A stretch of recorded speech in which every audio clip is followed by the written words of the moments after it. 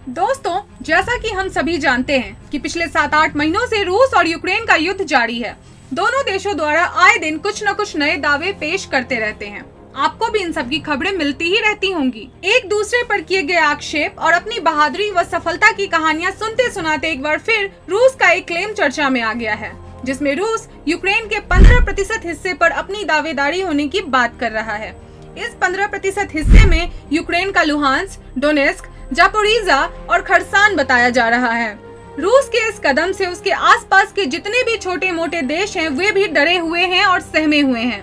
उन्हें समझ नहीं आ रहा कि रूस के इस निर्णय को सपोर्ट किया जाए या नहीं, क्योंकि उन्हें इस बात का डर जरूर है कि एक बार यहाँ सपोर्ट करने पर कहीं अगला नंबर उनका ही ना लग जाए। रूस के खिलाफ खड़े होने की हिम्मत उनमें नहीं है, इसलिए इस मुद्दे पर इन देशों का स्टैंड टोटली न्यूट्रल है। वहीं अगर अपने स्टैंड के बाद पुतिन की एक्टिविटी की बात करें तो पुतिन ने अपनी इस जीत को एक वीडियो के जरिए दिखाया है, जिसमें वो और उनके कुछ लीडर्स आपस में मिलकर इस लैंड क्लेमिंग की खुशी को सेलिब्रेट कर रहे हैं।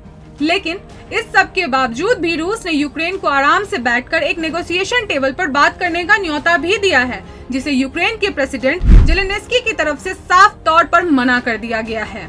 अगर हम जेलेंस्की के स्टैंड को देखें तो लड़ाई शुरू होने से पहले और लड़ाई चलने तक तो जेलेंस्की भी अपनी बात से कई बार बदलते हुए नजर आए हैं।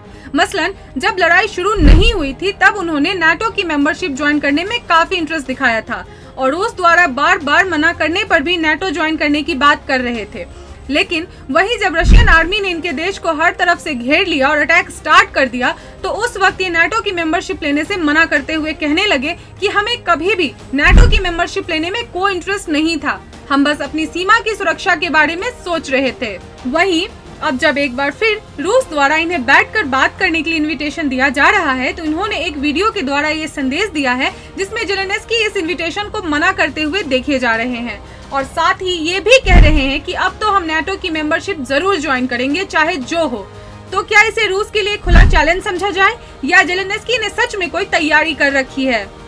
बड़े बड़े लोगों के दावों को गलत साबित करते हुए रूस जैसे देश के अगेंस्ट जेलेंस्की जिस तरीके से अभी तक वॉर में बने हुए हैं, ये अपने आप में काफी सोचने वाली बात है। इसी बीच यूके की तरफ से भी एक स्टेटमेंट जारी किया गया है, जिसमें कहा गया है कि जब तक रूस के प्रेसिडेंट पुतिन रहेंगे तब तक कोई शांति तो नहीं हो सकती।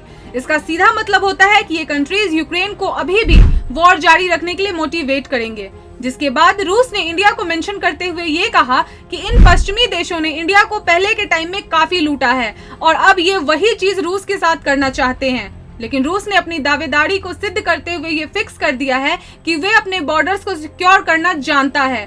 साथ में उन्होंने ये भी कहा है कि इन पश्चिमी देशों का मेन टारगेट रूस और ईरान है। अगर इन दोनों देशों पर इन्होंने जीत हासिल कर ली तो फिर ये पूरे वर्ल्ड पर रूल करेंगे। अपनी इस स्पीच में उन्होंने इंडिया और चाइना की हिस्ट्री का भी जिक्र किया।